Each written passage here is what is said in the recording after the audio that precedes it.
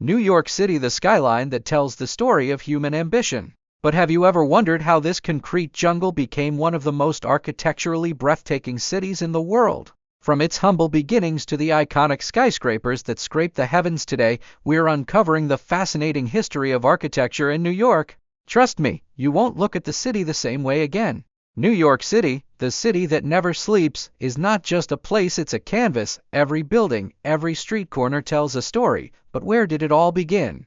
Let's go back to the early 1600s when New York was just a Dutch settlement called New Amsterdam. It all started with simplicity, wooden homes and brick warehouses built along the shores of the Hudson River. Back then, functionality was key, and the idea of towering skyscrapers was still centuries away. Fast forward to the late 18th century when New York became a bustling port city. Stone buildings began to replace wooden structures, inspired by European styles. Think Georgian and Federal architecture, simple, symmetrical designs with an emphasis on elegance. As New York grew, so did its need to impress. By the mid-19th century, the city was embracing the grandeur of Greek Revival and Gothic Revival styles. Just look at the magnificent Trinity Church, built in 1846. Its soaring spire once dominated the skyline. By the late 1800s, New York's architecture took a sharp turn. The Industrial Revolution brought innovation and, more importantly, steel enter the age of skyscrapers.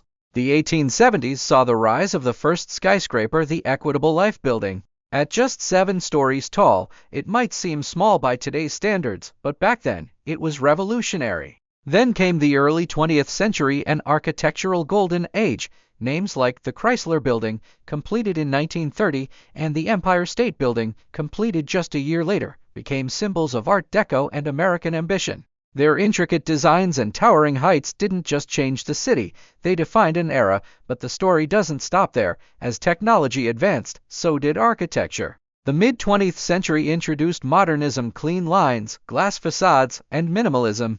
Think of the Seagram Building, designed by Ludwig Mies van der Rohe. And today, we're in the era of subvertal and sustainable design. One World Trade Center stands as a testament to resilience and innovation.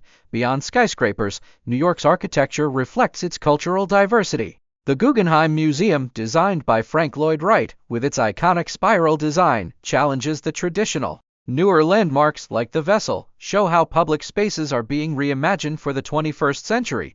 So, what makes New York's architecture so special? It's not just the size of its buildings or the styles that have come and gone, it's the way these structures tell the story of a city that's constantly evolving.